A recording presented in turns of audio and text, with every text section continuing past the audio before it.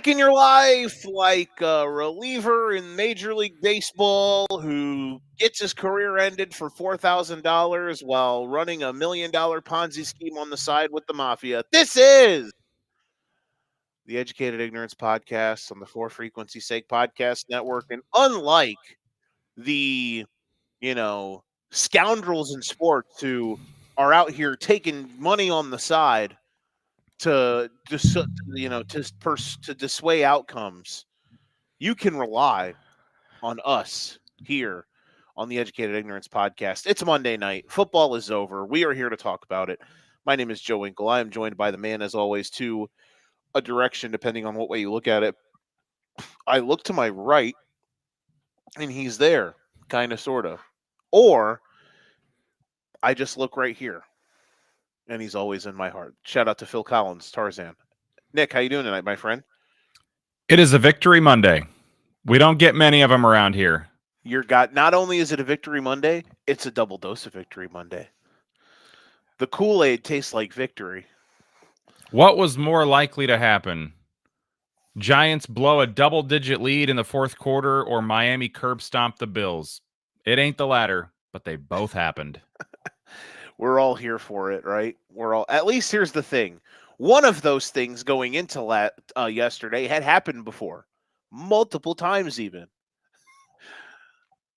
I saw a tweet yesterday that it was from a Giants fan. It's like, I've seen this one before. Easy money, and he posts his Bears money line live plus 1,200 slip when it's 20-10 in the fourth quarter. Listen, man, I'm not. We're going to talk about that, obviously, in a lot of things. I'm not going to apologize for wins in this league. It was a weird day, but at the end of the day, I learned a lot, and my heart had never been I don't know if my heart as an NFL fan has ever been happier. So we're gonna take these moments and cherish them, and then obviously, you know,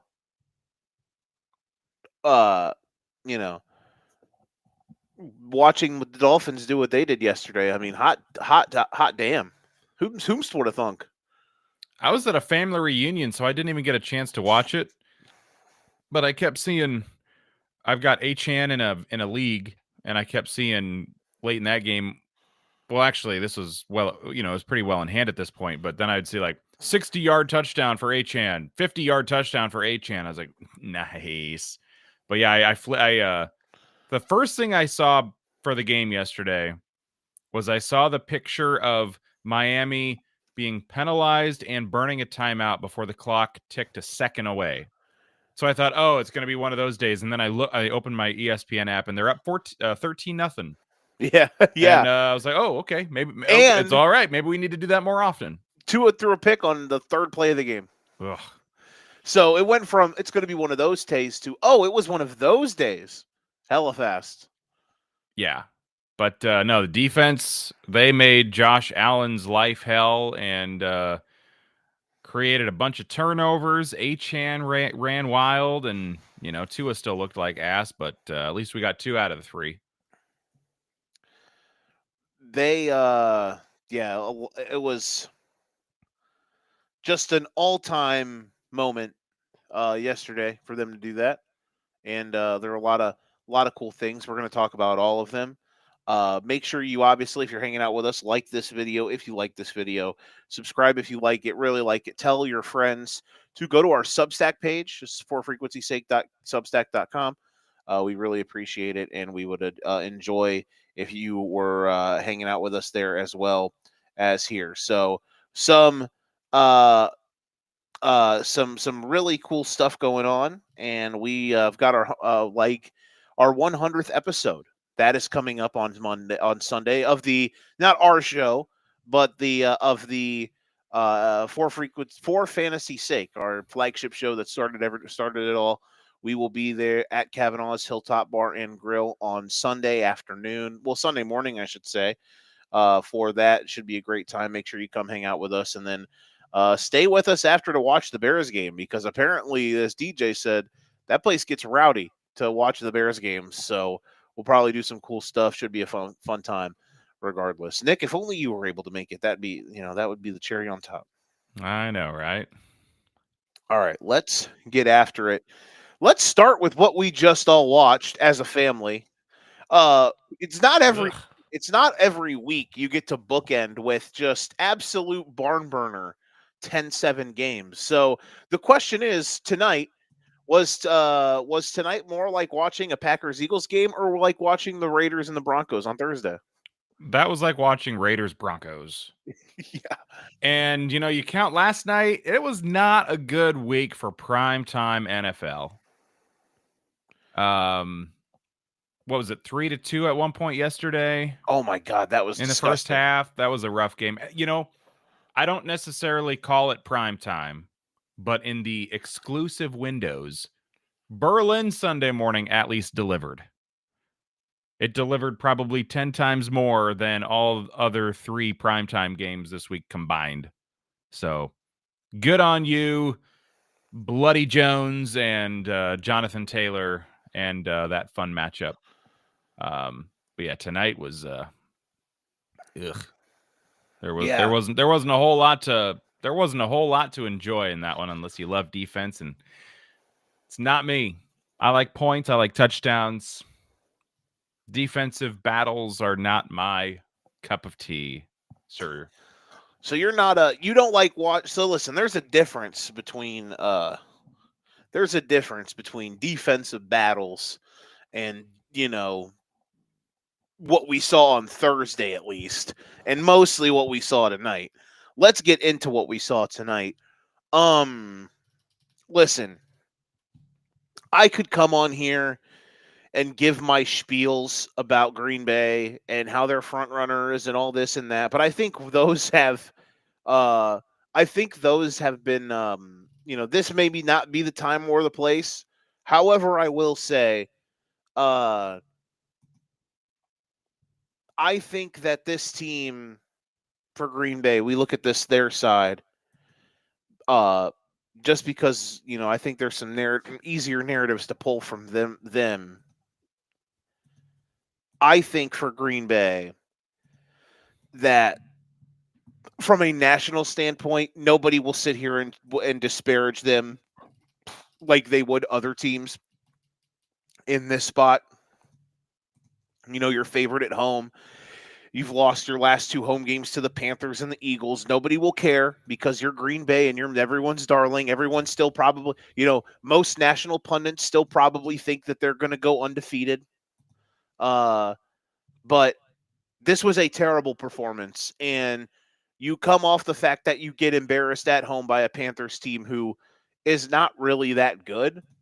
I know they're 5-5, but I mean we kind of all know what Carolina is, and Green Bay loses that game with a bad effort, and then tonight, like they just have nothing, and like it, Nick, they keep proving to us who they are. They are front They are runners. who they thought we were. They really are. They're front runners. They're soft. If you punch them in the mouth first, they're going to cave, and it happened again tonight. And if it wasn't for the Eagles being completely discombobulated and Green Bay's defense kind of stepping up and playing well at times as well, but I think it's a combination of both. And I'm not trying to sit here and give Green Bay no credit. I'm just telling you what I saw. That I think this game could have gotten way uglier if the Eagles offense brought their A game. They did not, and that's why we had the weird score and weird game that we did. But regardless, at least from a Green Bay perspective, that's what I think the most is that this team that continues to show us what they are. And if people want to sit here and believe it and believe in them, go right ahead. But I'll tell you that you're going to be extremely disappointed by the time their season comes to an end because they're not winning the Super Bowl. Clip this, fucking put it on a fucking loop. They're not. If they are, I'll be stunned. And if they start playing better, maybe I'll change my mind. But that's kind of where I'm at right now. This team is not a Super Bowl contender to me. If they were a few weeks ago, they have lost so many guys here down the stretch. I mean, losing Tucker Kraft was huge. The offense, it was 10-7. Obviously, the offense was not a major factor tonight for the Packers. They lost Dobbs early, and he didn't necessarily have much to show for it either. I think the only receiver that had anything decent was Watson, and he caught 1 or 2 deep passes, and that was pretty much it. Otherwise, it was just Jacobs running, and he at least looked better than he has the last couple weeks, as far as I can remember. But yeah, the offense for Green Bay looks like they are in trouble. Defense, I mean, you look at the defense the last 2 weeks. What was the final in that Panthers game? 16-13 or something? Yes, that is correct. So, I mean, the Packers defense gave up 16 and 10, and they lost twice. Compare that to, the Bengals a couple weeks ago, giving up 38 and 42 and being 0 and, you're playing good defense. But the offense, no, it's missing right now. And I don't know if it's because there are too many injuries. I feel like there were cracks before all of the injuries.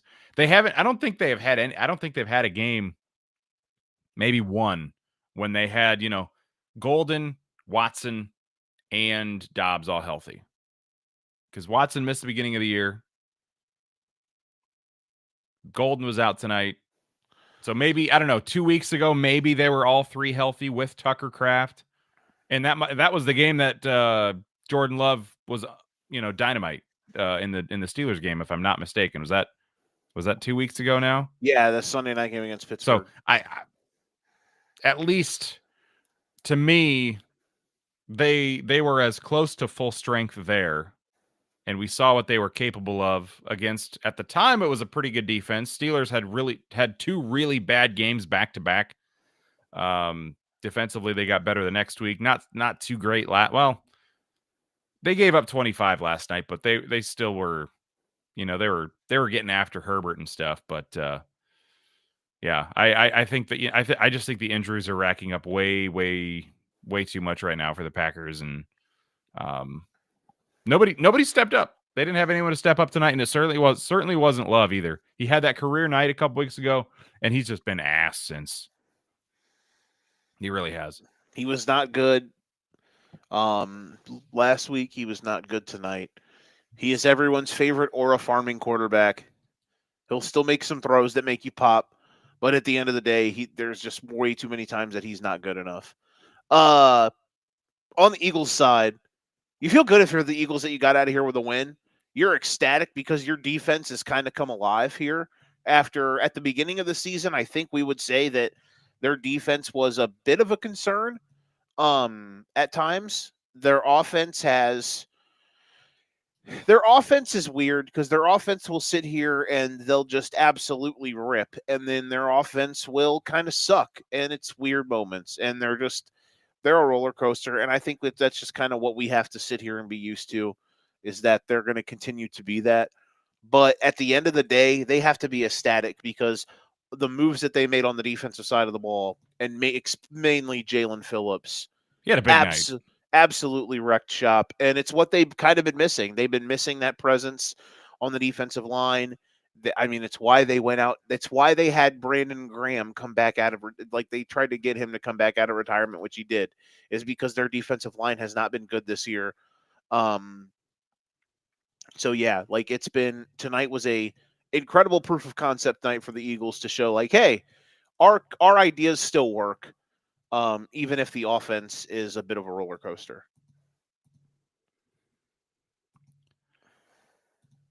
As I watched Phillips time and time again tonight, I was like, man, I liked it when he was in Miami. But, they played well without him this week, and Phillips certainly got an upgrade. No doubt about that. So I'm happy for him.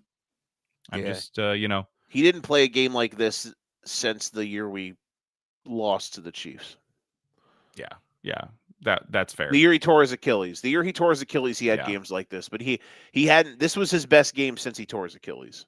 Yeah, it's amazing what happens when you're thrust into the limelight of a good team, or a supposedly good team. Let's not get ahead of ourselves with the Eagles. They've got some holes showing too, but you win a 10-7 game, and you're still feeling way better than if you lose a 10-7 game.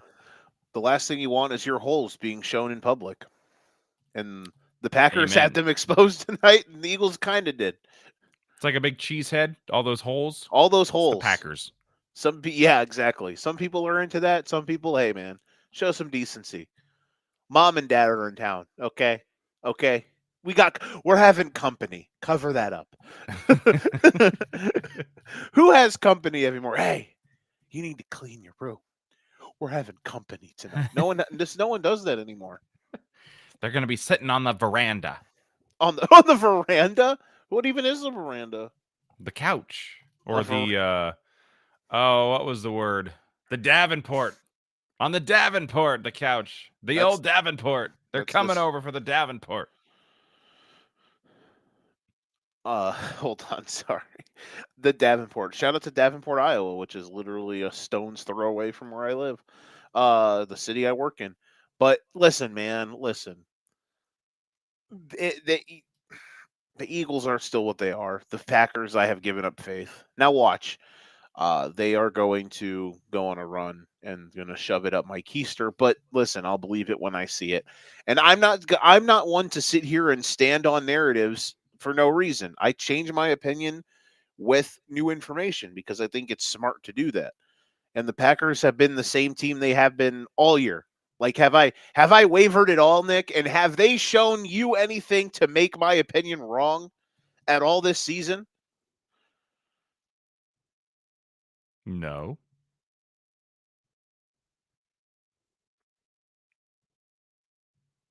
Sorry, I had a moment. I see your fan. I know. I see your biggest fan. I know. I'm sorry. I had a moment. Okay. I had a I had a moment. I apologize. Hey, I'm sorry. I'm back.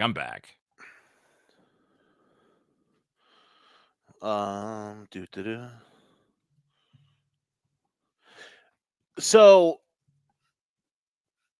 big picture, because I want to spin this now into our first main topic. It's about the NFC and the top of the NFC. Where would you rank the Eagles right now among NFC teams? Let me pull up the standings. I would put them behind Detroit, honestly, behind Seattle and behind the Rams. Okay. I would probably put them in the ballpark with the Bucs. Okay. And ahead of, obviously ahead of the Packers. I would probably put them in a. That's where I'd put them. I'd probably have them about fourth. Okay, I'd have them kind of in the same boxing ring as the Lions because basically I asked you that because I wanted to spin this forward. Spoiler alert for those who are Elite Eight connoisseurs, that's going to be dropping tomorrow morning. The Seahawks and the Rams are going to be the top two teams in the Elite Eight. What the Seahawks have done the last month. They have completely depantsed their competition in the last two first halves. First two, 1.5 quarters. And they can pretty much just rub their dicks the rest of the day. This has been the Seahawks the last month, ever since losing to Tampa. They go on the road against Jacksonville, cross country, one of the farthest trips in the league, and win. Keep them at arm's length the entire game. They have some bad turnovers against Houston. Like they struggle, offensively. They don't click, but that Texans defense obviously rips. However, they do get out to a 14 lead and they just control the game. And then, of course, they have their bye. And the next two games, they are up 28-0. Or they are up in both games, in both first halves, 31-0 at one point, and then 35-0 in the next week. And people can say, oh, well, the last couple of games, they played teams that aren't good. Well, listen, there's a difference between winning close games, which, again, you never apologize for wins. But if we're going to sit here and move the goalposts on a team that is absolutely filleting their opponent like the Seattle Seahawks are right now, then honestly, I can't help you. I just can't help you. And the Seahawks right now, to me, Nick, I think they're the best team in the league at this moment. Now, do I worry a little bit that maybe they're peaking too early? There's always that possibility. At least there's that possibility in your mind for teams that have not proven it, right? Like teams that you've never seen put it all together. But right now, they're the best team in the league, and the Rams are literally right behind them.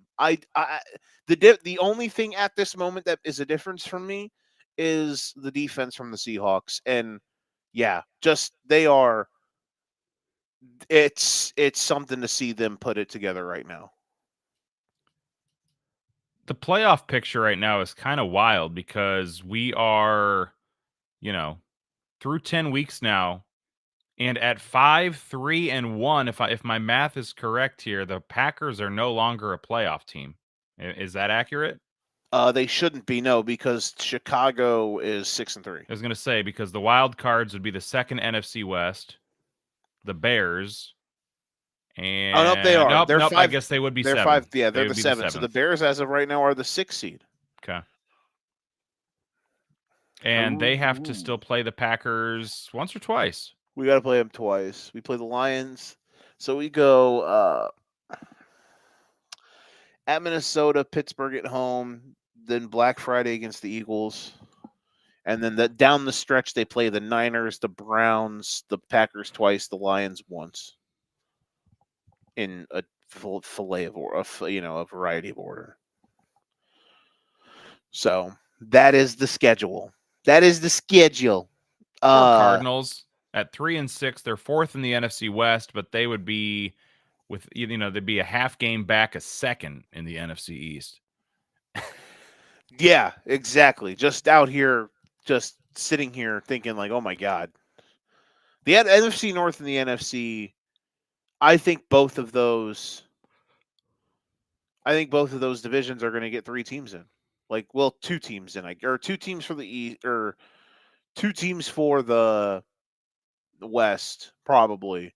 It's going to come down right now. It's going to come down, barring someone getting hot. And I can't believe I'm actually going to. Well, I mean, I had a feeling. Okay. If Chicago beats Minnesota next week, that final playoff spot, barring a massive collapse, is going to come down to San Francisco and Chicago. And then Green Bay obviously is in that race too. So, yeah, that's kind of where we're at in the NFC. But I just think the top of the conference is, Seattle and Los Angeles. Speaking of the Rams, Matthew Stafford, bah humbug. Here we are, week 10 of the NFL, season 2025. And Matthew Stafford, our Lord and Savior, co-MVP favorite with the youngin'. It has been just a joy to watch that guy play football. It's been so much fun. Remember about 3 months ago when we were all worried that his back didn't work anymore? What back? What back pain? Yeah. What a superstar. My God. When he did this little shimmy dance after his last touchdown pass yesterday, I got hype. I ripped my shirt off. Well, that's a lie. I wasn't wearing a shirt at the time, but if I would have been, I would have ripped it off. They're sick, man. They are so sick. What a team. Both of those teams, and hey, who plays next week. We'll get to that later. Speaking of the AFC, best win of yesterday. Oh my God, the New England Patriots might be for real. I've said they're for real, I think, since the Buffalo game myself. I agree with you. But yeah, to continue doing what they're doing and to do it against Tampa Bay, and I mean that's a quality opponent right there. And to go on the road and be able to be the better team majority of the game. I was going to say that one never really felt like it was in doubt, although it was never a runaway or anything like that. But nor should you expect it to be, being 2 good teams like that. But it was by far the best win, and it was to get Henderson going. Now, granted, if you look at the metrics of his game, it's the 2 long runs and then a lot of nothing. But hey, sometimes you just need splash plays in the run game. And for Tampa Bay, if you're a Bucs fan right now, you're probably sitting there thinking dog, if we don't give up 2 massive explosive runs, this is a different ball game. But that's how football is sometimes, kids. regardless, this is a Drake May story. Like, he was, again, phenomenal. And just making throws and avoiding, caught, sorting through chaos. And he's just a fantastic player.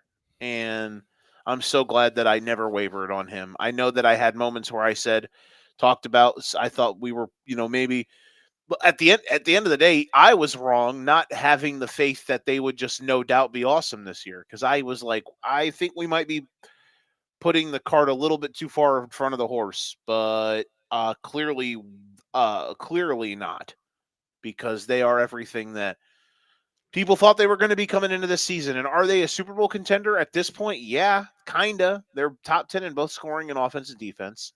May's a legitimate MVP contender. They don't have like a super duper star role supporting cast on that side, but their defense is really good. And I mean, they're you think about incredibly- when the Patriots won their first 3 Super Bowls with Tom Brady in the early 2000s, who were his cast of characters on offense that were noteworthy? You know, there were a lot of scrubs, a lot of answers to trivia questions. Exactly. My apologies. Yeah, there were a lot of scrubs, and you don't want no scrubs. Oh, hit the fucking Jesus. Sorry. There we go. My apologies. I was trying to pull this up because comments don't show up. There we go. Okay. Anywho. Yeah, so that was just an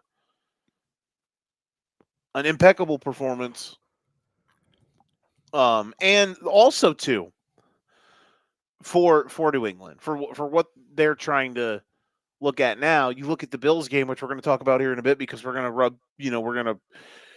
to officially coat ourselves in baby oil for our team's performances yesterday. But they're now they're legitimately in the catbird seat to win the division and probably be the 1 seed. They're the rest of their schedule.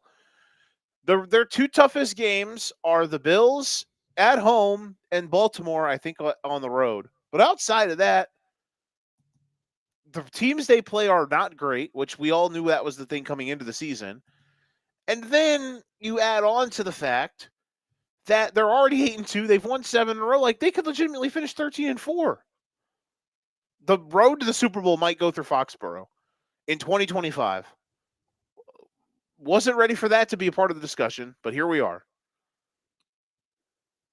Get that classic Patriots Colts feel 20 years in the making. Could you imagine? That would be something. First it was Brady and Manning. Now it's May and Jones. We're out here. Vrabel went from playing in the Colts Patriots AFC title games to now coaching in them. What a time to be alive. Never been a Patriots guy. But when they hired him, I was like, I love Mike Vrabel. That's going to be a good hire. Mm-hmm. Yeah, he's got the goods. I got a comment here on Facebook. Unfortunately, I can't pull it up because my restream sucks. A friend of mine, Austin, he's talking about his team, the Pittsburgh Steelers, mentioning, can we just switch divisions, expose how bad we really are, finally get another top first-round pick, and then maybe a real football team again. Hell, I'd be happy with another wide receiver. That rough night for Pittsburgh last night. Tough Steelers game. I feel for him. That was not great. They're in a weird spot right now, and they are currently being hawked down by the they're being hawked down right now by the Ravens. And they will be closed in sooner than later, which they technically already are. Yeah, well, how is that looking right now? One game. Yeah. The inevitable. They could be 9-0 or 0-9. You know, the Steelers are going to be right in that 8-9, 9-8 ballpark.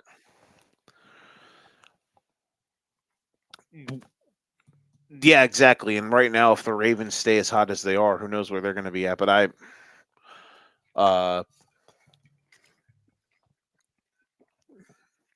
they're playing well right now. They're kind of turning the corner again. getting healthy at the right time. So the Ravens just taking hold on one second. In on the counter. There we go. There we go. So the Ravens right now, they're getting better. And for the Steelers, bad Rodgers game last night. Easily his worst of the year so far. Yeah, he had looked good like the last few weeks. Against the Packers, he looked good. Against the Bengals, he looked good. No, not last night. He was bad. He was overthrowing everybody. Had a terrible interception. Missed a coulda, shoulda, woulda touchdown. Just not a good look for him last night. All right. Let's talk about it. Let's do the thing. I'll let you go first. The thing. Yeah, we're going to wax poetic about our favorite football teams. Oh, okay. Do you think this is more of a big picture for the Dolphins Bills side of it first? Do you think this is more of a good Miami, a oh my god Buffalo, or a little bit of both? For me, all season long, when I've watched the Bills play, they don't.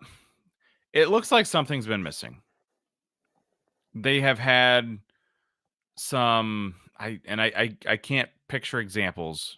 I just know I've come on here multiple Sunday or Monday nights and said, "Well, the Bills won, but they aren't looking like the Bills I expect them to be of the last few years." And I guess I'd have to pull up their schedule to refresh my brain. But you get the win over the Chiefs. That's good. That was just fine. And the Panthers, like they whooped them. Okay, but I think when they lost to the Falcons, that was okay. That's a little questionable. Obviously, losing to the Patriots at the time, I thought, okay, that was also a little iffy. They didn't put the Saints away until the final minutes. And obviously that Ravens game week 1 was just crazy, and they found a way to pull that one out of their ass. I mean, when they played Miami the first time, that was anybody's ball game in the fourth quarter at one point. They ended up winning it by 10. But at one point I thought, wow, Miami has the ball down by a touchdown in Bills territory. They have a chance to win this. Of course, I think Tua threw a pick, if I remember right. Even if I didn't remember, I could just say that, and it was probably correct. So honestly, for me, both of these teams showed. One for the Bills, I think they've got some holes, and I don't know what they are, but they don't scare me as an opponent as they would have a few years ago. And then for the Dolphins, while they've had some shitty ass games where they have looked completely lost and out to lunch and fire everybody, they've also had a lot of games where it's like, sure, they're 3-7, but they could just as easily be 6-4 right now if they didn't piss something down their leg. I mean, the Patriots game, I mean, they had a path to beat the Patriots and the Bills this season. They did get it done against the Bills the second time around. And then there were some other games in there where I don't have them in front of me right now. I guess I better look before I say it. You have, though, been banging on that drum all season, which I will give you credit for. I know I have been more up on the lines of like, this is a disaster, like get rid of everybody, like sail, like burn the boats and everything. However, you have been consistent on like they're not, they're in some of these games. Now, granted, if you look at it, that you will see that, almost, a third of their games, they played 11 games now, or they played 10 games now. And, more than a third of them, they have gotten absolutely dick washed. They played against the Colts and got ripped. The game was over before it started. They played the Browns. They never had a shot. They played the Ravens. They never had a shot. And I will say with the Ravens game, they honestly looked like the better team in the first half. They could not finish drives, and they had to settle for field goals. And then the Ravens washed the floor with them in the second half. that's But fair. up until halftime, even though they were down, I think 14-6 at the time, that was not that first half did not look as bad as the final score indicated. They were out to lunch in the second half, no doubt. So I mean, yeah, that was one of 3 games that they sucked ass in overall. But I still put that Ravens game in kind of its own category. If they could have converted one of those field goals into touchdowns in the first half, I think that's a different game. They just couldn't punch it in, and then the wheels kind of fell off. But, that's the game in the middle of the Dolphins whooping the Bills and whooping the Falcons, which the Falcons beat the Bills. Yeah. And the Falcons got stomped by the Panthers. Like, not like you can trust the Falcons to be a good team or a bad team on any given Sunday. You don't know which one you're going to get. But the fact that they shut them down like they did and then had kind of similar success with the Bills, it leads me to believe that while the dream of 10-7 and making the playoffs probably won't happen, but the way they've played in 2 of their last 3 games, the door is open. Not saying it'll happen, like I said, but I've they haven't fired the coach, and they could have after the Browns game, after the Ravens game. They didn't. They did fire the GM, but they're still they're still wanting to play good football, and we're getting it. Might be every couple weeks with a dud in there, but man, I'd love to have that Chargers game back. I'd love to have that Panthers game back. I'd love to have the first Bills game, the Patriots game. I mean, there's 4 games right there where, it could be 7-3, 6-4, hell, even 5-5 would be okay right now. But yeah, I think they are much better than their record is. But at the same time, they could play like a 1-9 team next week. You just don't know if it's going to be a good day or a bad day at this point. Okay, hold on. But they get the Commanders, so I feel good that we might be able to get another good one. And honestly, now that I look at this, as I look at this, I joked with you before the game, or before the show.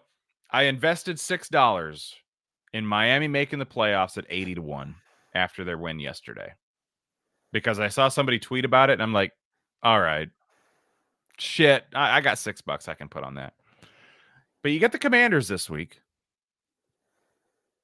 You get the Saints the week after, and the Jets. Not a 0% chance you're looking at 6-7. You get a chance to go to 500 with the Steelers, and then you close out the season with the Bengals. Last 2 games of the season, Bucks, Patriots. That'll be tough. But I mean, it is not impossible for this team to be looking at, what would that come out to be? 8-7 going into their last 2 games of the regular season. Not saying it's going to happen. But there is a world, little too much. Yeah. There is a world, Joe. What was the year they started like 1-7 or 0-7 and they finished like 8-1, 9-1? Was it Matt Moore or something? Was that Ryan Fitzpatrick's year? No, this was back like in the 2010s. Or the aughts. Well, Ryan Fitzpatrick was in the 2010s, Joe. No, this was in the aughts. No, not Fitzy. No. There was a year in there where they they won like 7 of their last 8, but I know what you're talking about. I'm gonna have to try to dig. Yeah, this was like 2008 maybe. They started off terrible. Well, they were just, well, no, it was 07 or Yeah, 07 was their one. It was one of the around 15 those year. years. It was a couple. It might have been. It might have been when I was in high school. Then it might have been early 2010. No, because that was when they had. No, Tannehill was the mid 2010s. So it might have been like 2010, 2011. But in the late 2010s, they also had a game. They also had a season. Yeah, they started Where off they- like 0-9, and then they won. They finished like 5-12, and that last game was them beating the Patriots with Fitzy I'm looking because it here. led to the Patriots not getting the 1 seed, and the Patriots then losing their first playoff game to the Titans, and that was the last game Brady played in New England. Hashtag things I remember.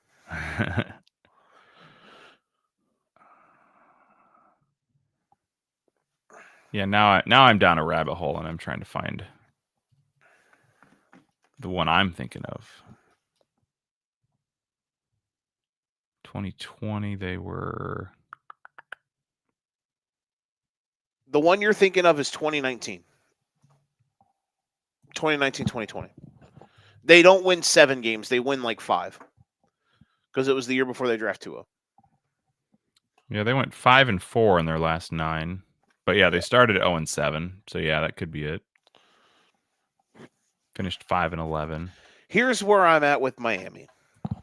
As a Dolphins fan like you. Well, a Dolphins at this point, I'm more of a just Dolphins sympathizer.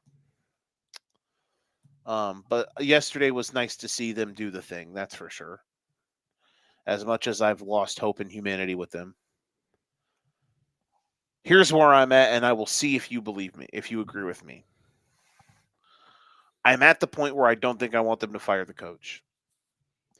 You need to get a new quarterback. Who it is, I have zero idea.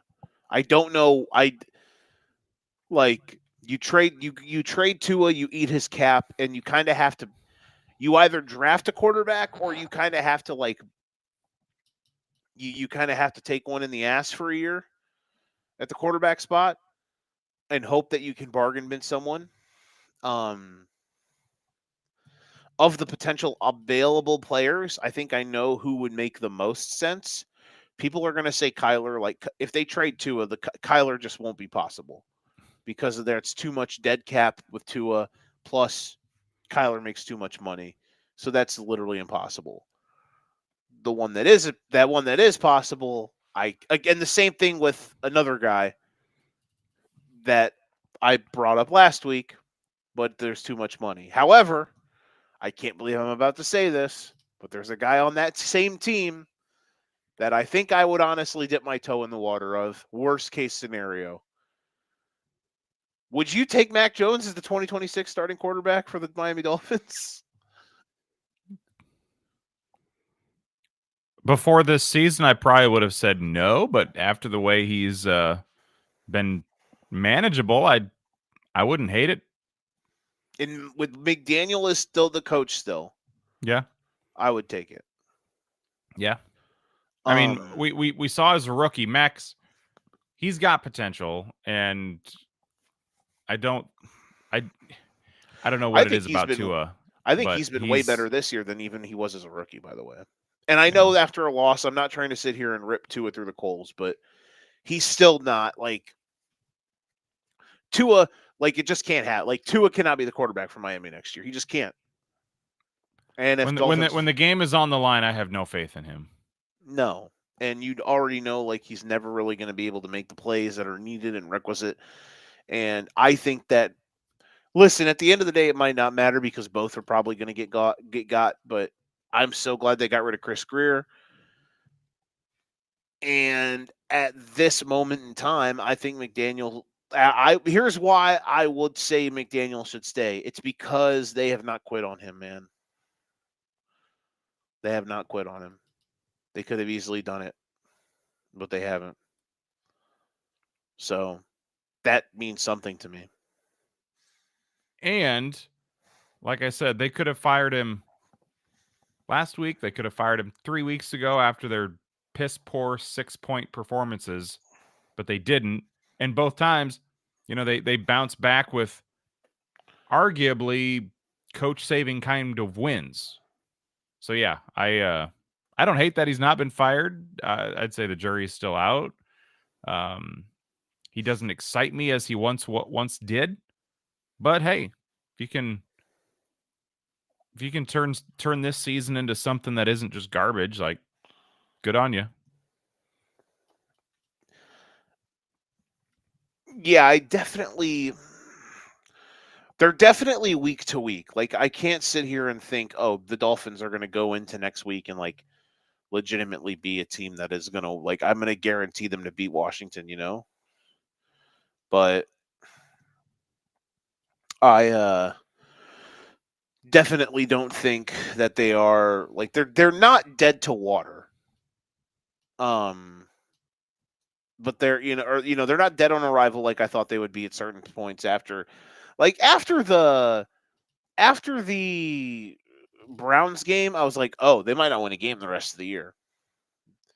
But since then, they've 2 of their last 3 games, and then the Ravens game was obviously a nightmare. But hey, man, good on them. All right. What a time to be alive. What a time to be alive if you're a Chicago Bears fan. What a time to be alive. What a time to be alive if you're me. Because here's the thing. I'm sitting here on Sunday, and there are 2 things that went through my head. Number 1, I did slightly accept that the game was going to be a loss until Jackson Dart got hurt. And I have to give Jackson Dart credit. He played really well. There's a separate discussion to be had about the Giants. They fired Brian Daboll today. We could get into that at some other time. We could sit here and talk for 20 minutes about them because there's some fascinating conversations. If you ask me right now, honestly, they're going to have the best job opening this season, like this offseason. Like, I don't know who else could get rid of their head coach. Like, Snap Kolnick. Can you think of another team that could that is legitimately going to be in the firing their head coach business that is going to be a better job than the Giants? Considering what we know and what they have to offer. I was gonna say the only team that I can see that might be firing a coach down the stretch would be like the Browns. But that's not a job that would necessarily be enticing in any way. In certain spot, exactly. Unless it's, Deion Sanders. Oh, yeah? Could you imagine? Anywho. So I say all, which made me just realize, damn, when the Bears play the Browns later this year, Shedeur really could be the starting quarterback for that game. Wouldn't that be something? Anywho. For the Bears, I thought they were going to lose. Their defense has been bad. Their defense was bad yesterday. They were getting gashed. Not great. Dart gets hurt. Obviously, the game changes a bit. Offensively, though, here's the thing, man. I never was super worried because I figured they could get it out, get figured out a little bit. And yesterday was probably the worst game Ben Johnson has had as a head coach. However, I say all of those things, and at the end of the day, they won. And at the end of the day, they won because, and I think there was a couple times we came on here last year and I said this, even in the midst of the season being excommunicated. But we know this. The Chicago Bears have a superstar quarterback. They have a franchise quarterback. They have a franchise quarterback. They have a superstar who plays the position. There is zero doubt that he is going to eventually be one of the best players in the league, in my opinion. There are a couple other ways to attack this, which I will get to, but I just want to say this on the Caleb Williams front.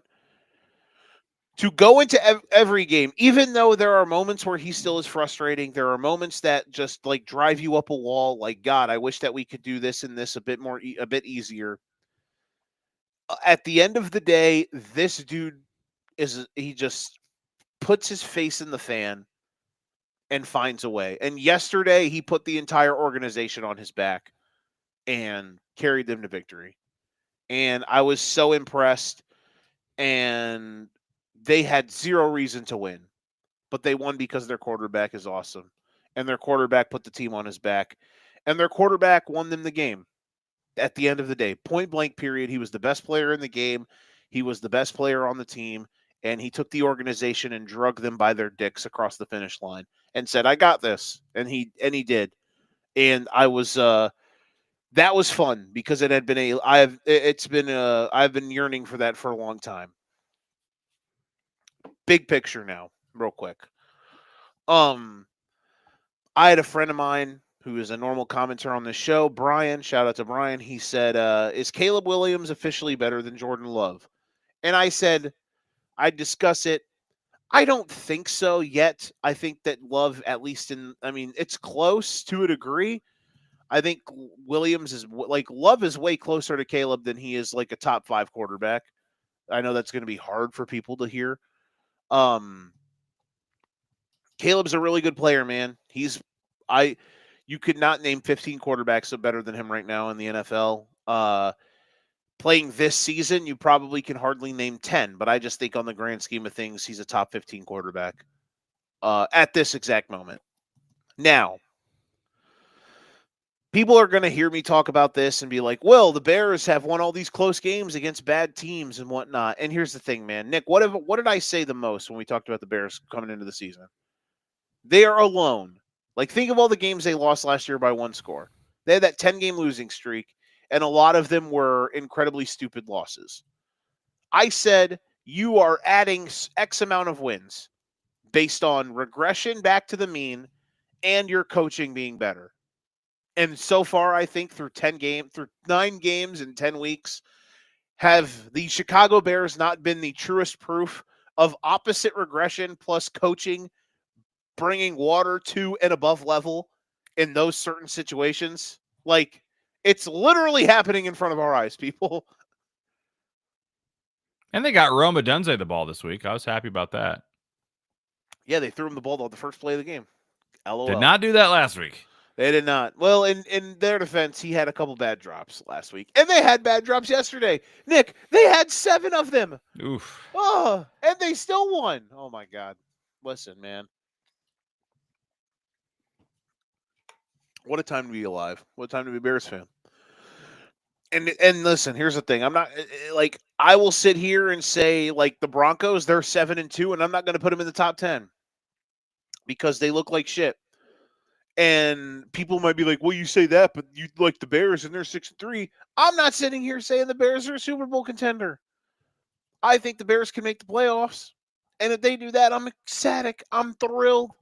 We're gonna ride the roller coaster and see what happens, but I don't want people to come at me and my opinion and my excitement of the Bears and try to take it away from me because of certain stuff right now.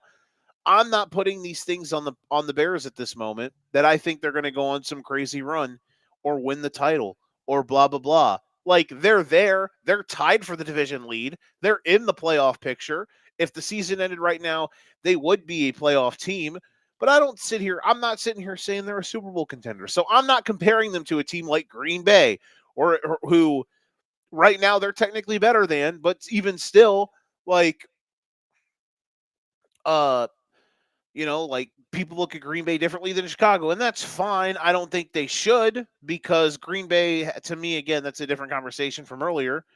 But like a team like, I'm not comparing them to the Lions. I'm not comparing them to the Seahawks or the Rams. Or like I said, again, the Broncos, another team that's won a bunch of weird games, but the Broncos have clearly looked way worse than the Bears on offense, at least this year. It's just so like that's where I'm at with the Bears. Like anybody who wants to say things, it's a completely different story for me thinking of how the Bears have played compared to, like, honestly enough, the Bears season and the Commanders season from last year to now have completely 180'd. And it's a little bit hilarious. Shout out to all the Commanders fans out there. I'm sorry Jaden Daniels is hurt, but boy, oh boy, your team has died a slow death recently.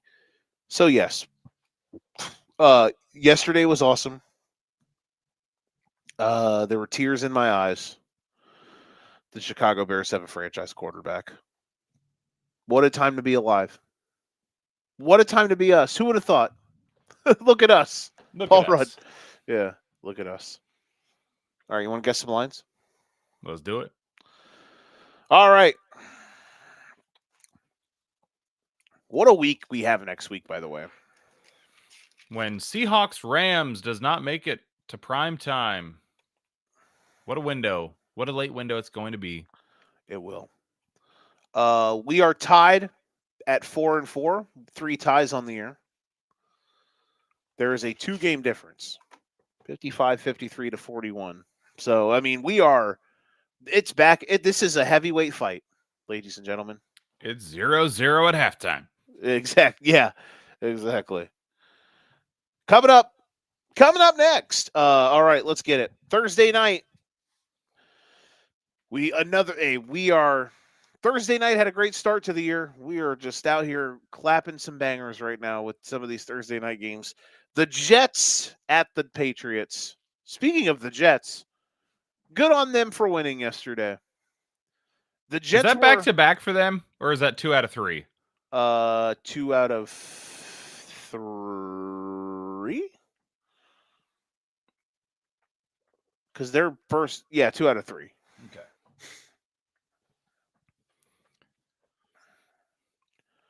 Because they lost to No, it is 2 in a row because they were off last week.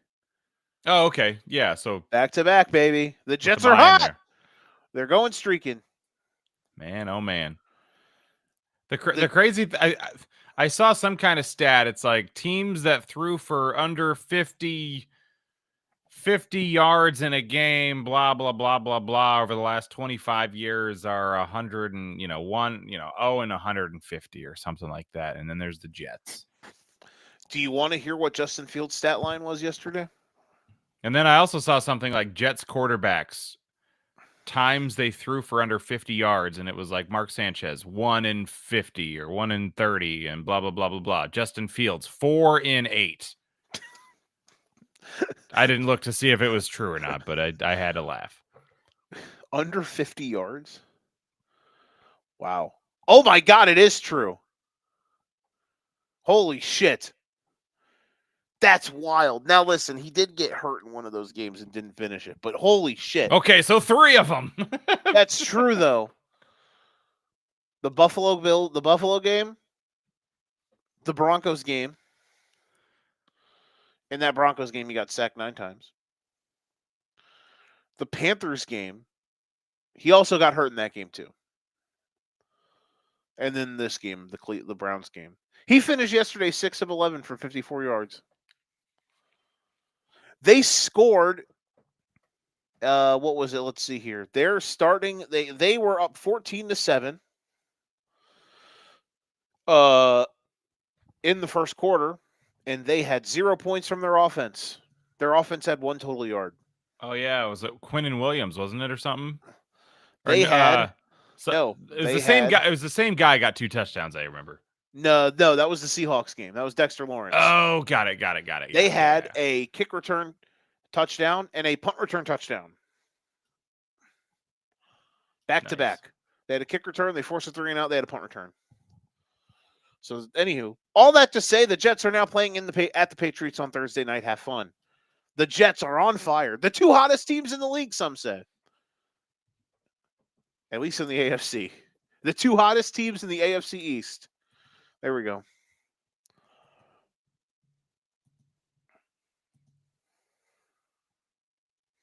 I'm going to go Patriots at home.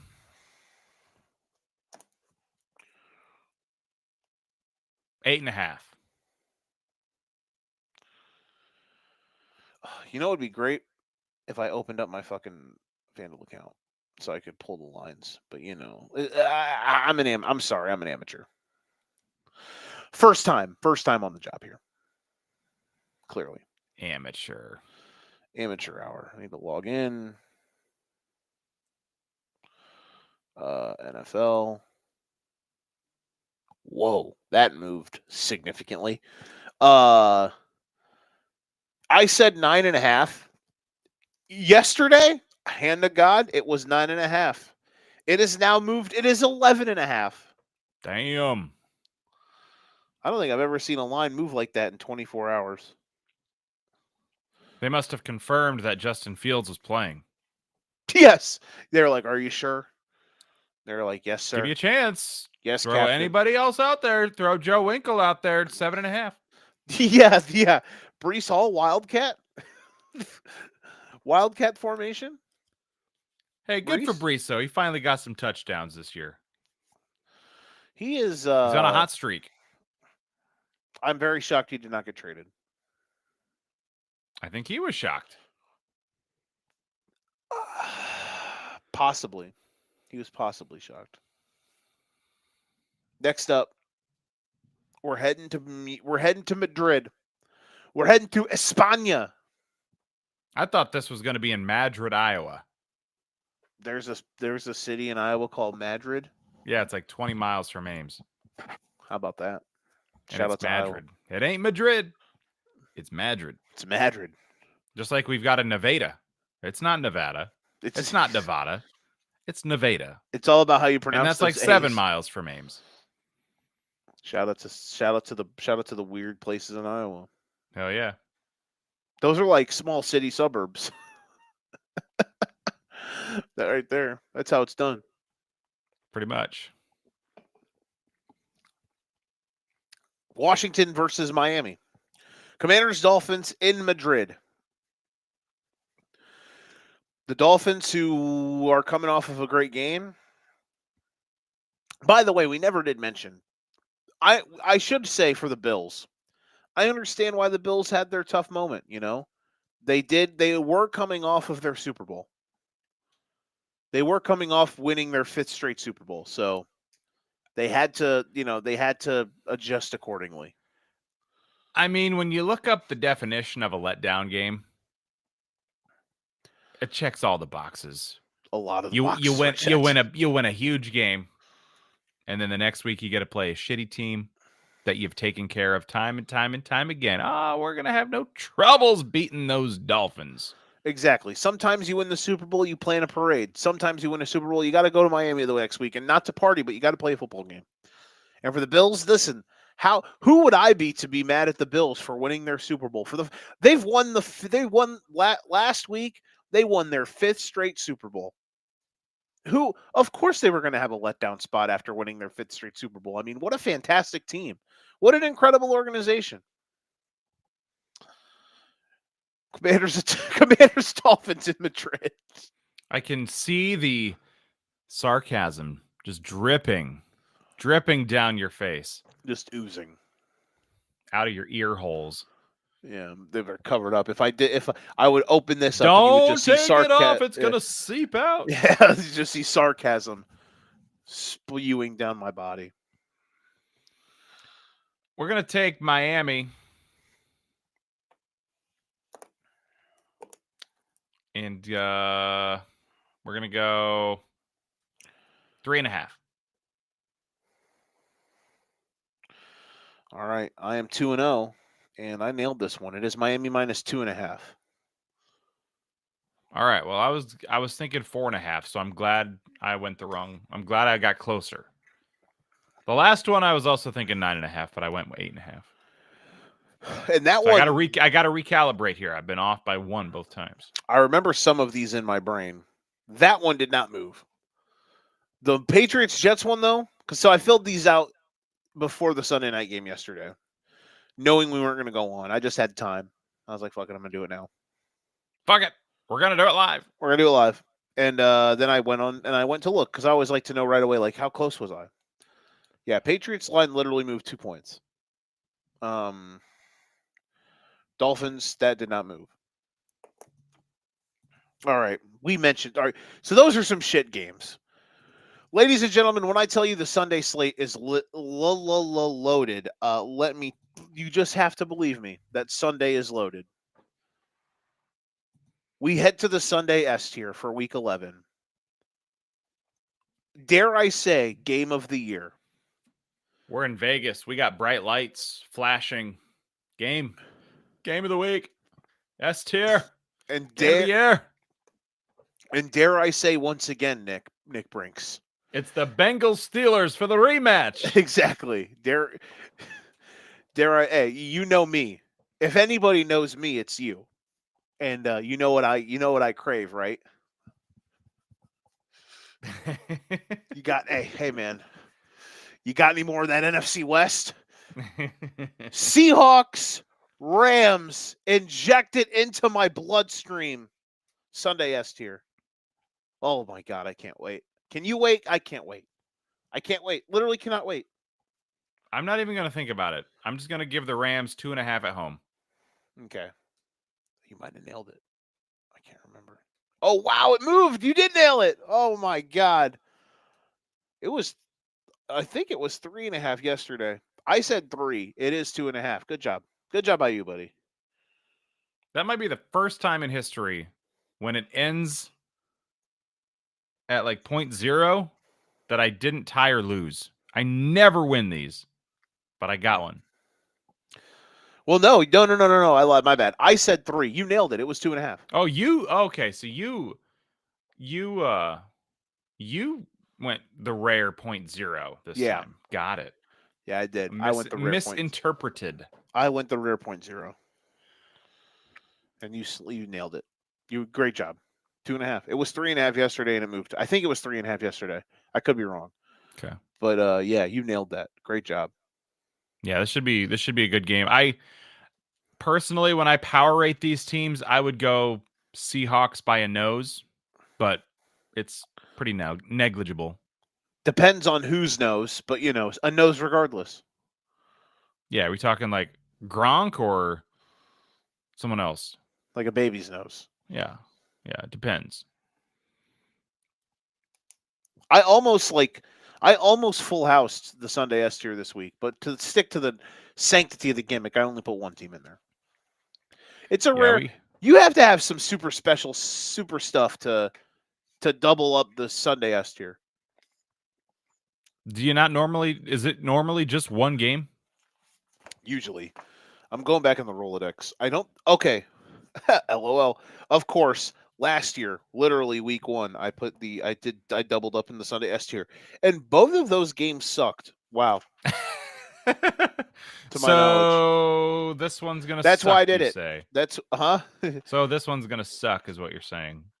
Last year there was a week that I did 3 games in the Sunday S tier. Boy, if there was a week to flex something to Monday night, like Rams, Seahawks, this is definitely the week to do it. When we get to the old Cowboys Raiders game Monday night. Fucking nightmare fuel. Guess what I'm not doing next Monday? A show at 10:30. That too. We will be live on Sunday next week because the Monday game will be A, be irrelevant, and B, I'm not gonna watch it. Next up, Happy Cat Dance.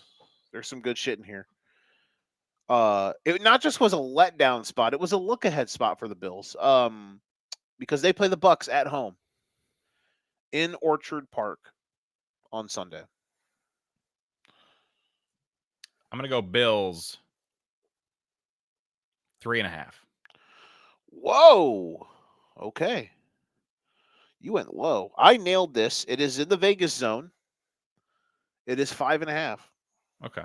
Well, if you nailed it, I wasn't gonna go any higher than 4.5. So I can take that one to my grave someday. I left it all on the field, and I would have lost anyway. So you would take the Bucks here in your mind? I mean, I took Bills 3.5. Well, I'm so just saying. Still have... You would pick the Bucks. You think that you would? With it being 5.5, you think the Bucks? At 5.5.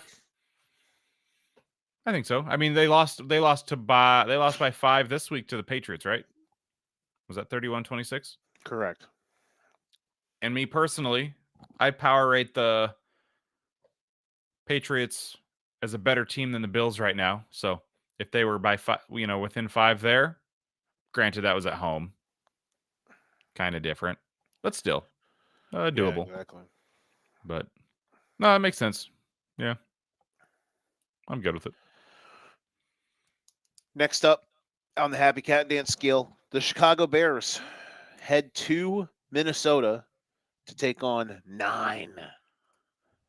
They take on the Minnesota Vikings. 10:37 revenge. We owe these dudes after week 1. So Oh yeah, that's right. please, if the Bears win, if the Bears do win next week, they are legit. They are legit a playoff team. Because I think, But Vikings are the team to put you over the edge, not somebody better. well, I think the Vikings. It's still a tough matchup. I think they showed by the fact that they went into Detroit and won. They're certainly not a pushover. I think that it would the fact that it would put them, if they lose that game, they are 6-4. They are back they're in the same, they're back, to the same record as the Niners, depending on their week next week. And then there's only one game separating them and Minnesota, with Minnesota having won both games. You win this game, you're 4 games or 3 games up on them.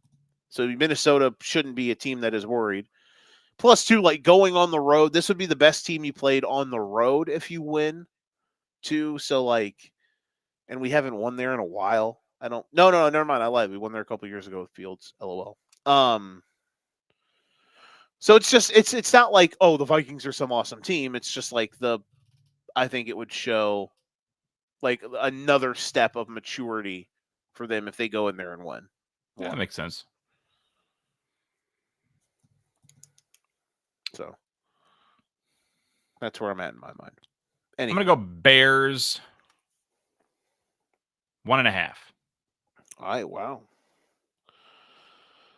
I hope my rant there did not sway you on where you were going to pick this, because nope. I said Minnesota minus 1.5, and it's Minnesota minus a full field goal. Minnesota minus 3. Bears get no love. I'm not shocked. Like I said, I put Minnesota 1.5, and it's I'm not shocked that they're dogs. I mean, this is brought to you by the team that they hosted a 1-5, 1-4 team a few weeks ago, and were an underdog. Or no, not hosted, but the Bears had the way better record than the Ravens, but the Ravens at home were favored for their second win of the season. True. And at least going into that game, everyone thought Lamar was going to play. Now, granted, he didn't, but they still closed as favorites. I would sit here and say I'm going to take the Bears plus the points, but I'm 0-2 in picking the Bears in $100 picks, so going to stay away from that. I'm just going to not pick $100 picks anymore this year because, honestly, I suck. Can't fucking buy a win. Won tonight. Had the Eagles, but fuck me, bro. Here we go. The game everyone's been waiting for. Last on the Happy Cat Dance meme. Our Happy Cat Dance section. Chiefs at Broncos. Your Super Bowl favorite, Kansas City Chiefs, by the way, at 5-4. They are favored. They're the favorite. They are the Super Bowl favorite right now. They are plus 550 to win the Super Bowl. Next behind them are the Rams and the Eagles, both at 7-1. Gross. God, that is disgusting. Fucking shoot me. They're gonna be minus if they lose this game to Denver. Jesus. God, I hope the Broncos find a way to pull another one out of their ass. They've got the Chiefs horseshoe firmly in their rectum this season. No doubt about it. The Broncos are the horseshoe team this year. Man. Bo Nix has been a disaster. No matter what anybody wants to say, he has been donkey water. He's had some moments. Low moments and high moments, mostly low, but a few high. Ugh. Gross. 5-4 and you're the favorite. Fuck off, NFL. God damn it. Give me Chiefs. 3.5. Oh, you dirty dog. I also said 3.5 because it is 3.5.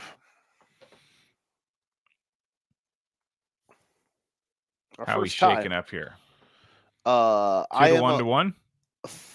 4 to 1 to 1. Jesus, you're beating me so bad that I didn't even realize that you've beaten me 3 times. You didn't count the first 2 games, clearly. I guess not. Next up, mid but still watchable. There are only 2 games in the poop category this week, by the way. What a week. What a Sunday. Mid but still watchable. Now, granted, you could argue this being in the poop category, but I just can't. I can't do it because both of these teams are hilarious. The Carolina Panthers at the Atlanta Falcons.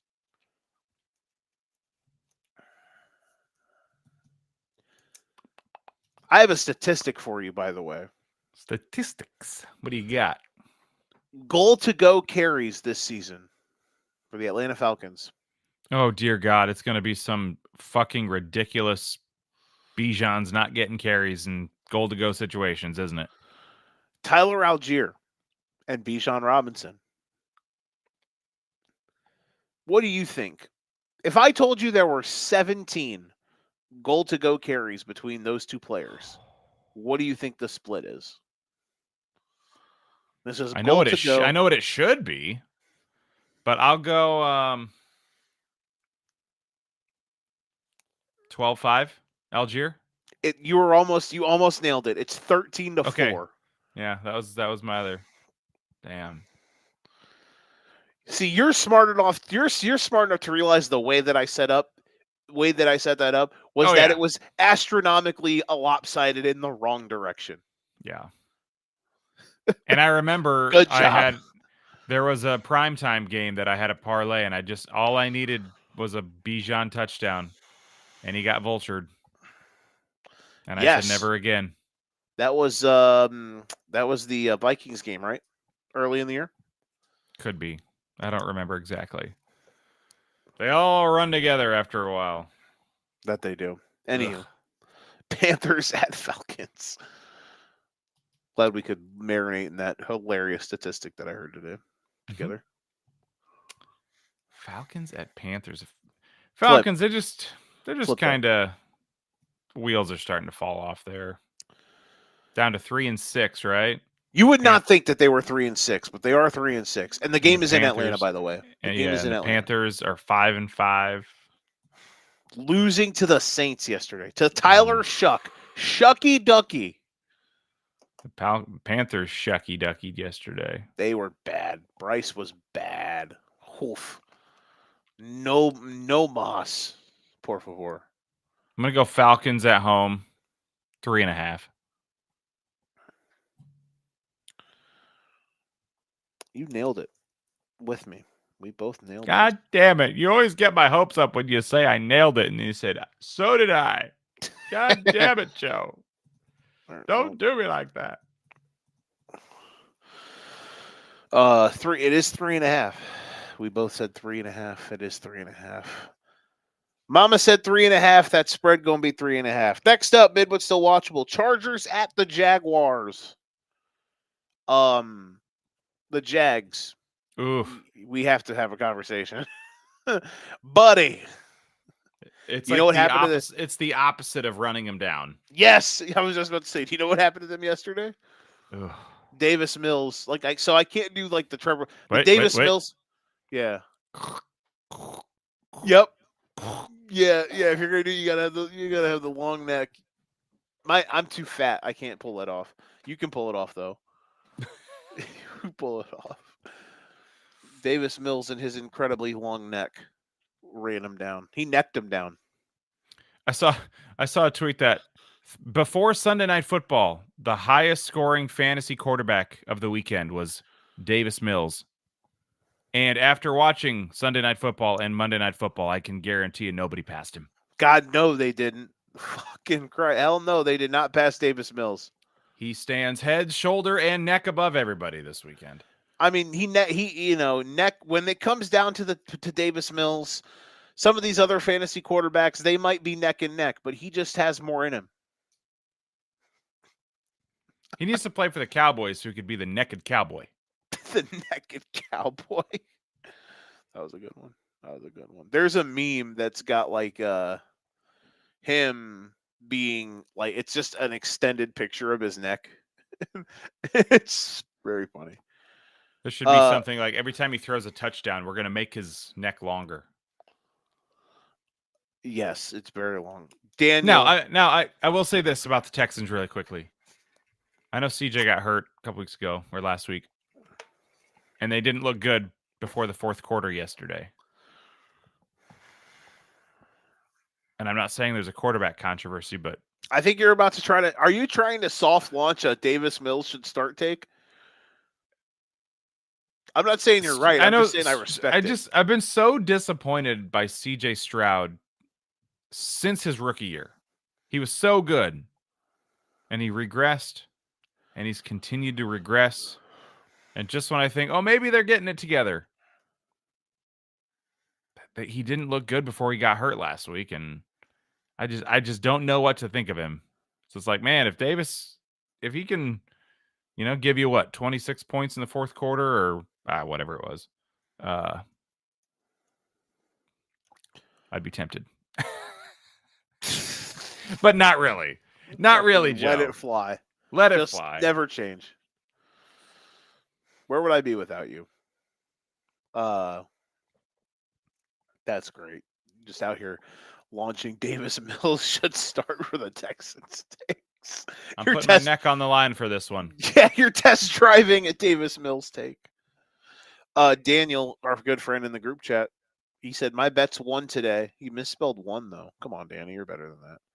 So I'm not mad at you anymore, Joe.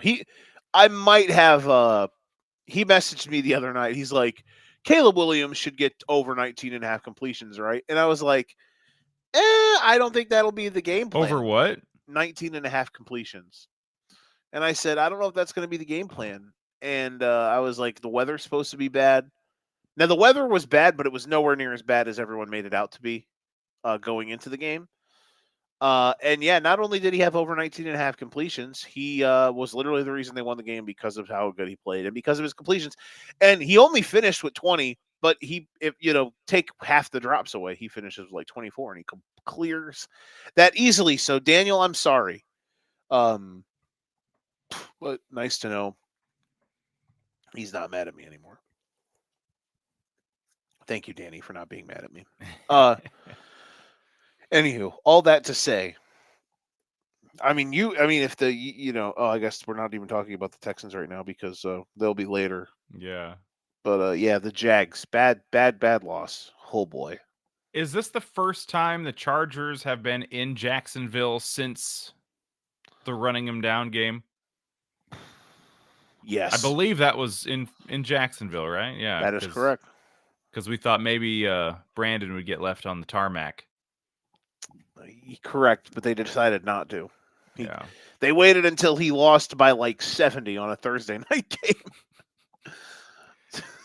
Just an all-timer. Give me Chargers 4.5. We tied because we both said 4.5. It's only 2.5. Dang it, I should have gone 3.5.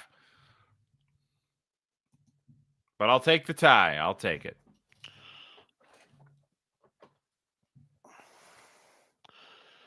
It is 1, 2, 3, 4 to 1 to 1, 2, 3.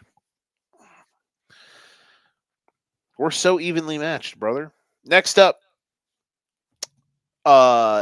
mid but still watchable. Bengals at Steelers. Now, this is mid but still watchable, but from an entertainment perspective, this one's right up there. If the Steelers, with the best of them. If the Steelers can look a little better than they did the last 2 games. If the Bengals don't flummox the Jets game, because listen, they had the lead with half a minute left against the Bears, but the Bears were the better team. I mean, the Bears were literally like a fingernail away from being up 48-27 because of a pick six, and the game was over. But instead, chaos reigned after that. They shouldn't have lost the Jets game. So if they would beat the Jets, they'd be 4-5. And if the Steelers, I don't know, if they would have maybe not looked like complete dog shit last night, maybe this is a happy cat dance game. But yeah, those are the margins. Listen, hey man, when you're out here fighting for your tier, when you're out here fighting for your for your supremacy on where you land in the Guess the Lines aura book, I mean, it's margins, bro. The margins are thin. Every moment, every play matters.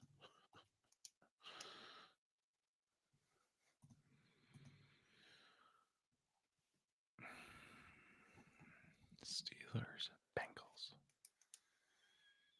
In Pittsburgh.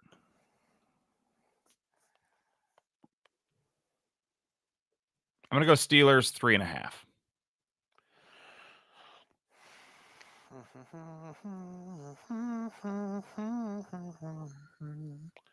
Wow, I actually got this one. I said 4.5, and it's in the Vegas zone at 5.5. How about that? How about that? I think that's too many. I still think, though, that's obviously we both think that's too many points. But now here's the better question. What's the over-under in this game? What do you think it is? You want to guess the over-under?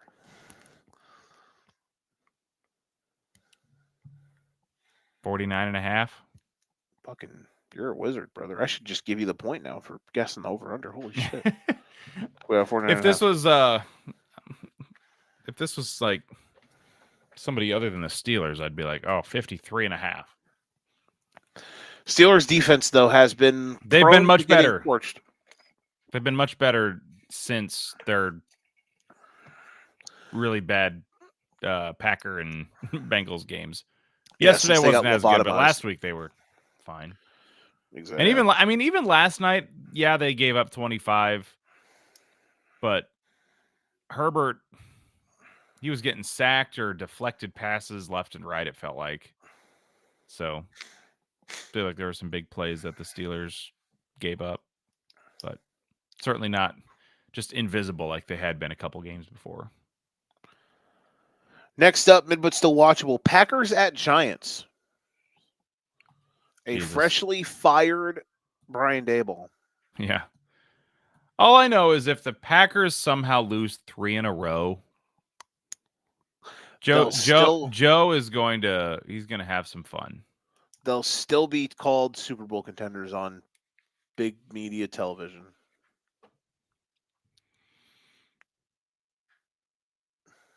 But I'm going to go Packers on the road.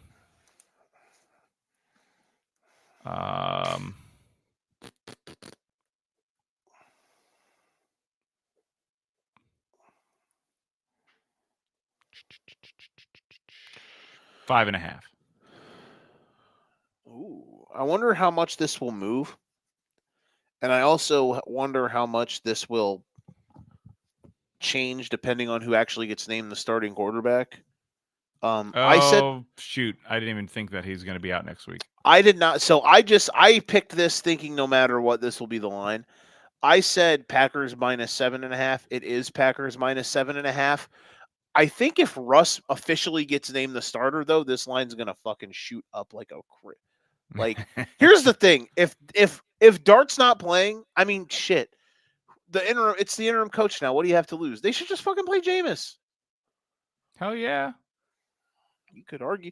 Honestly, if Jameis was the quarterback yesterday, I might have been worried that Jameis was going to walk us down. When Russ came in, I was like, oh, we're fine. They won't score on us anymore. Because with Dart in the game, we could not fucking stop them. Like, did they score at all after Russ took over? They got a field goal because the Bears had them dead to rights. It was like it was 4th and 2. It's like 4th and 2 from near midfield. They went for it, and they threw it into the flat, like 2 yards behind the line of scrimmage. We had him wrapped up, but he fucking broke the tackle and had like a 30-yard gain, and it set up a field goal. So, next up, final game in mid but still watchable. Cardinals at home against the Niners. Niners at Cardinals. Getting more of that NFC West. Before the Cardinals, were curb stomped 28-0 before they could blink yesterday, I'd say Cardinals are still kind of punchy at times, and Brissett's given them life. We didn't see it yesterday. Yeah, But- yesterday was them being due to kind of have a little bit of a regression. Yeah.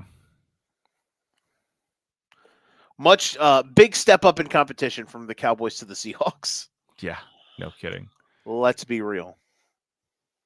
49ers on the road.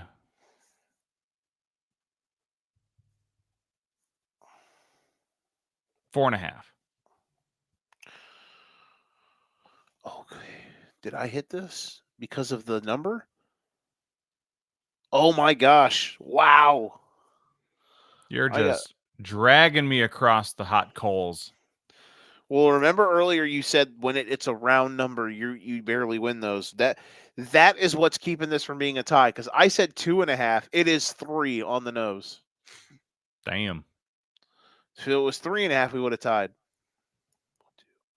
3, 4, 5, 6, 7 to 1 to 3. Yeah, this is I am out here today.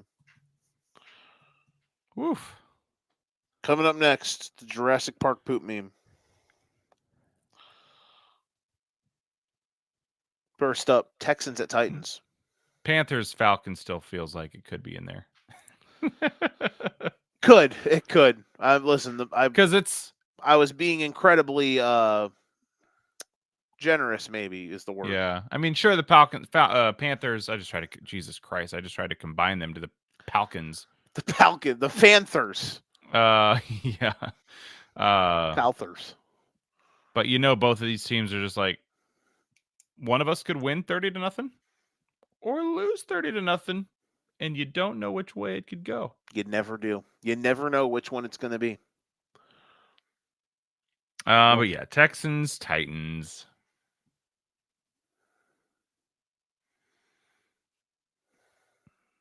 I'm gonna go Texans on the road. 7.5. There you go, bud. We tied because I also. God damn it! You got my hopes up again. Oh, there you go. You got it. Oh, we tied. And it is exact. Well, I'm saying there you go because I knew it was 7.5. We tied it. We both nailed it. You still only have. This is tough. You still. We're at the point where I'm starting to feel bad. You only have one win this week. Maybe I'm the one cheat. Maybe I'm the one cheating. Yeah, I think you are. Do you have 6, 7, 8, 9? What are you at? 2, 4, 6, 8. Who do we appreciate? I have 7. Oh, 7 to Jesus. 1 to 4. Damn. And there are not enough games for me to come back.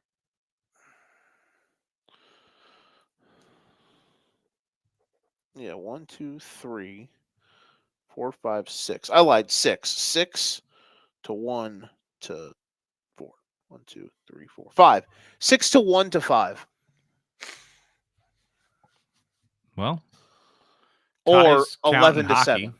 Or 11 to 6. Okay. If you scored him that way. All right. Okay. Next up, Ty's counting hockey. Good one.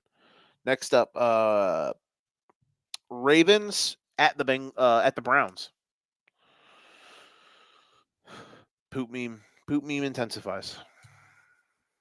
Ravens are at least starting to kind of get back to where they want to be. Henry, I don't know if he's lost a step this year or if the offensive line's struggling or what, but he's definitely not his dominant self this year. I have another fun stat. Derrick Henry on his last 17 carries from the 1-yard line.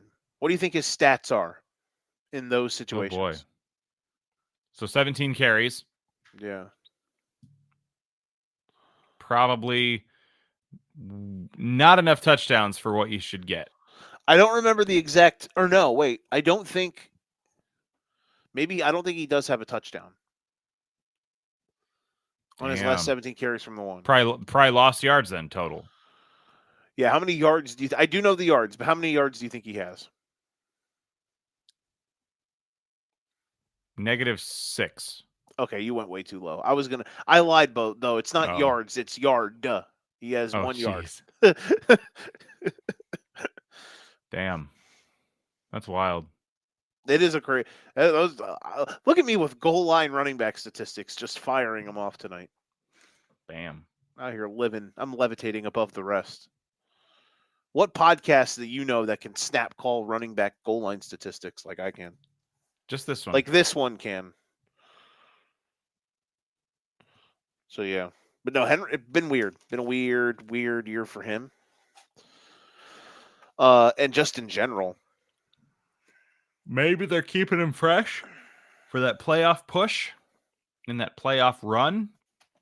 You know, last year they were so dominant, didn't get him to the Super Bowl. This year, going to back their way in, suck at the beginning of the year, get hot late, go on a run, win it all. Maybe that's the ticket.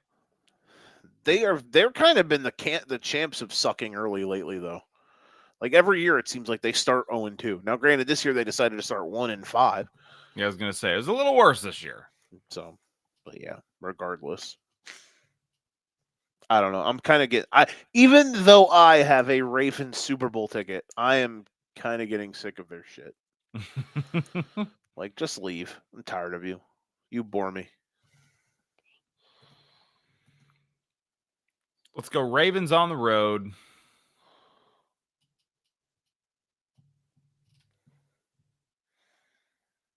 Seven and a half. You get this. No bullshit. Which makes me flummox that you get this because I said 10.5. And you said 7.5, which you would think is way too low, but it's 8.5. So you get it. I just thought Texans at Titans was 7.5, and the Browns can play defense for the most part, so I just bumped that down a little bit from what I would expect it to be. Ravens should go higher than that. Yeah. But I'll take it. I'll take the point. Yeah, much earned on that one. Next up, Sunday night, we got a doozy, folks. The Philadelphia Eagles at home against the Detroit Lions. It's like, why wasn't the Rams Seahawks flexed? Okay, I guess Sunday night should be pretty good. Yeah, we don't really have a moment coming up in the near. Well, okay, I lied. Week 13 is definitely going to get flexed. Thanksgiving weekend. What game is going to get flexed? No idea, but there's definitely going to be a flex. Because right now it's Denver, Washington. Ugh. You could definitely put Texans, Colts there. You could definitely put. Yeah, there's not even that many bangers that day either. You looking? Yeah, I'm looking. I mean, Bears, Eagles. It's Black Friday. Oh, that's a Friday. Yeah, that's right. Yeah, there's not an obvious game that you could replace it with. The one it would probably be, like I said, it would probably be Colts Texans. Yeah, the only other one I can think of would be like Seahawks Vikings if the Vikings get above 500. Yeah, because Washington could be like 3-10. Yeah, when that happens. Yeah, that NBC is just like, shit, damn it, this isn't working out this week. Outside of that, though, there's not really many Sunday night games that are like Dallas and Minnesota week 15, but still, that's Dallas. They're watchable at least. Cincinnati, Miami, week 16. Yeah, buddy. Hey, the country will be enthralled to see if that Miami playoff push can continue for 7 straight wins. There you go. And Burrow could be back. Burrow, starting to practice limited. Burrow came off IR today, officially, so he was able to. His 21-day window to be put on the roster was activated, so he's able to practice again. Got it. So he's for sure still out for 21 days. No, he can be activated he has to be activated in the next 21 days, I think, or he has to go on like season-ending IR. Oh, got it. Okay. Mm-hmm. So it's now or never. So he's practicing. He can. So because basically they put him on IR so they can get an extra roster spot. They now have 21 days to finagle it to where he can be put back on the roster. That makes sense. Okay. So we got Lions, Eagles on Sunday night in Philadelphia. Well, after that legendary performance by the Eagles tonight. A true all-timer, some would say. I'm going to go Lions 3.5. Whoa! Wow. I don't have faith in the Eagles. I said that's hilarious. I said Eagles 3.5. Now, granted, I did this yesterday. It is Eagles 1.5. Okay. So I you would are in no world would I have taken the Eagles as a favorite, so I wasn't going to win this one no matter what. so if Just this take like the L. so say the Eagles won tonight 24-7. You would have probably came on and said like Lions 1.5 maybe. Now in that case, I might have Okay. said 1.5, but Eagles 1.5 would have been the absolute max under any circumstances. If you said 2.5? No, it is Eagles 1.5. 1.5, okay. Yeah, I like the Lions next week in that one. I'll probably take that. Take the money line. Dire Straits. Money Lion. Yeah, money lion. There you go. Dire Straits. Monday night. Monday night poopfecta. Monday night who's watching. Monday night sleep time. Monday night The gross. Monday night, you're actually not mad at YouTube and Disney for the blackout because this is the shit we're giving you game. Yeah, exactly. However, I'm not sure how ESPN's going to enjoy having 2 Cowboys games be missed. Though I don't know. At this point, I don't know when they're going to fucking figure their shit out. But yeah. I'm thankful that I have an friend. antenna, so when they have the game on ABC, that's my backup. So I haven't missed any Monday Night Football, and that's all I watch on ESPN is Monday Night Football. Oh yeah, because you're not out here watching. It has not impacted me, and I don't watch college football much, so it doesn't.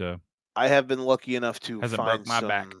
I've been lucky enough to find some navigation. Plus, the last few Saturdays I've been incredibly busy, so I haven't just been sitting down dying to watch college basketball or college football, and been like, oh shit, I'm screwed. Yeah. But regardless, still bullshit. Very true. But Cowboys on the road. 4.5. You get this one. Way to finish strong. I said 5.5. It is 3.5.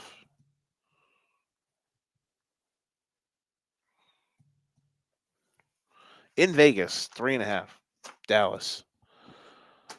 The mighty have fallen.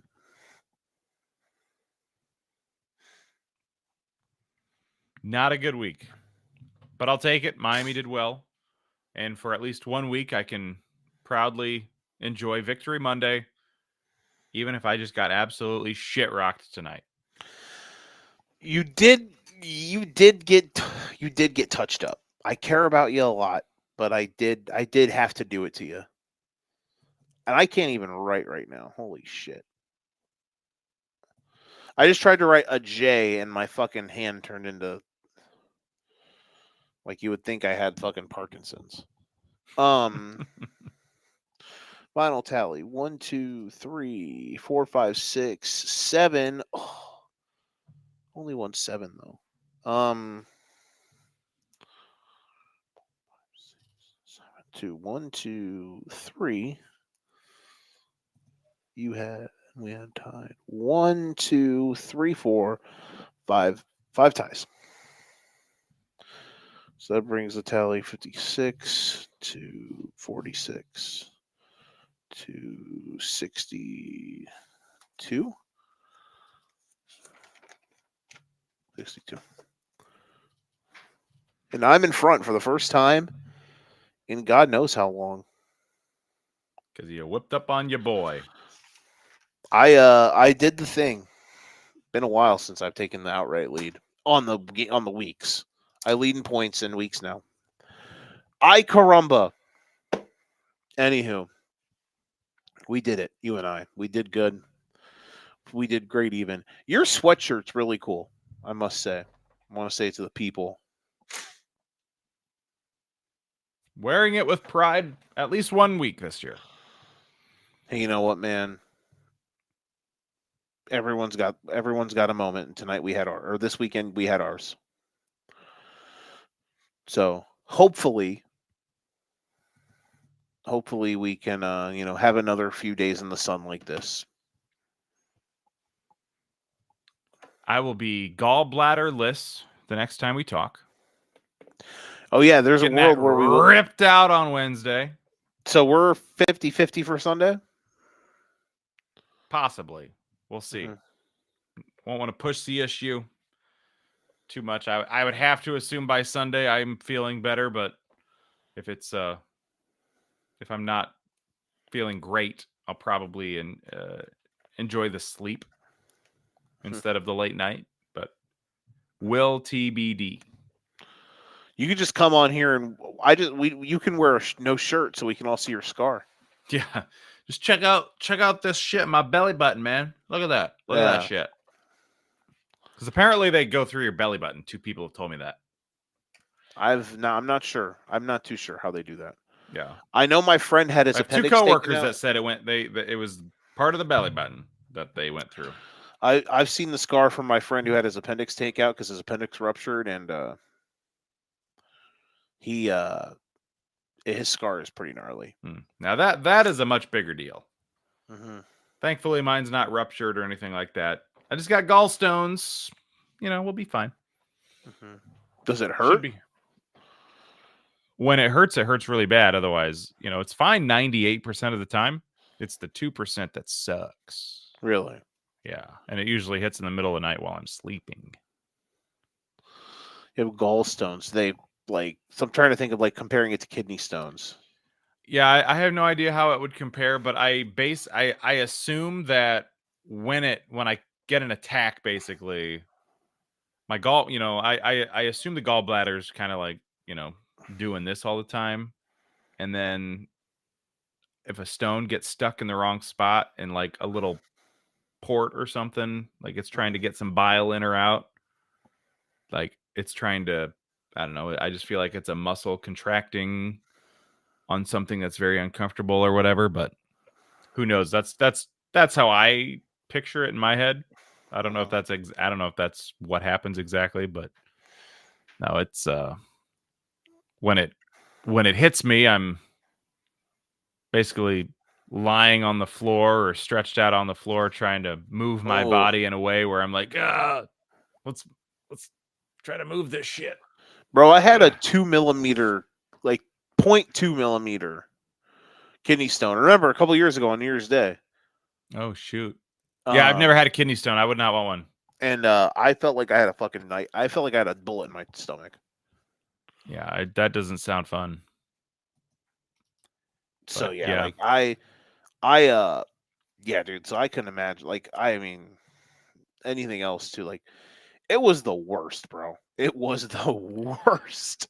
Yeah, it's certainly not been fun, but I feel like I would rather take gallstones over kidney stones by the sounds of it.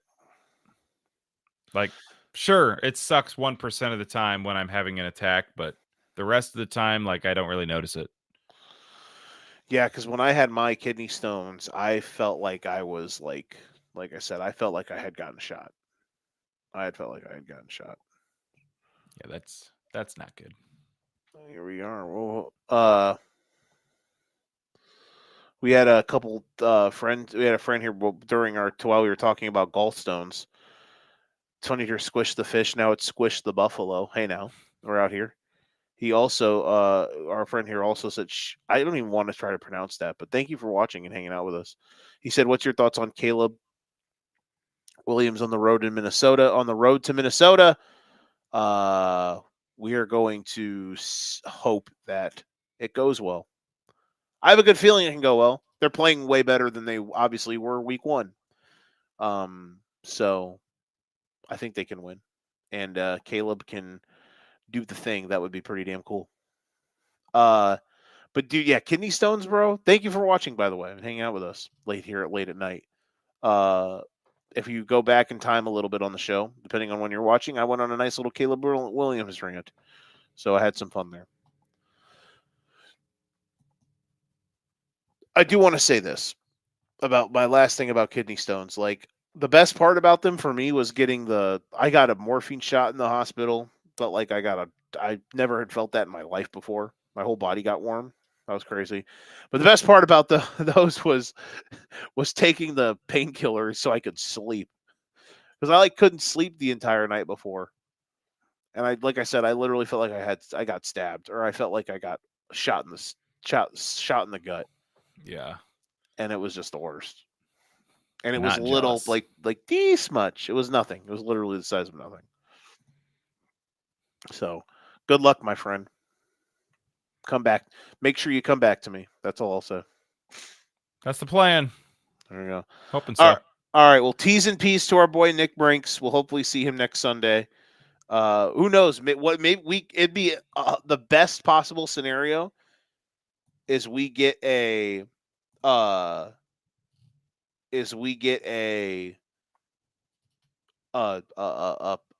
levitating Nick Brinks next week. Just, yeah, man. The Dolphins, dude, they went to Madrid today. Like, it's in the state of Iowa, and Like, I I went thought they were there, in and the game Madrid. wasn't there, bro. Huh? I went to Madrid. I went to thinking I was going to see Madrid, the Dolphins, and they weren't there, bro. and Tua Tagovailoa, like, he was so good, dude. Yeah, so let's hope. That'd be great. All right. Good job by you, buddy. We'll either talk next week or the week after. There we will.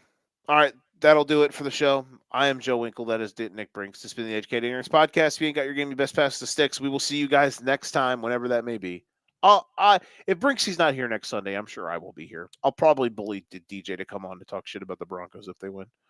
So, or I'll have, since his wife's a Broncos fan, maybe I'll have her come on if the Broncos win, and DJ can do the dishes or something. All right, we'll see you guys then. Make sure to come to our 100th show on Sunday morning for Fantasy's sake at Kavanaugh's in Rock Island. Until all then, thank you for hanging out with us. We'll see you.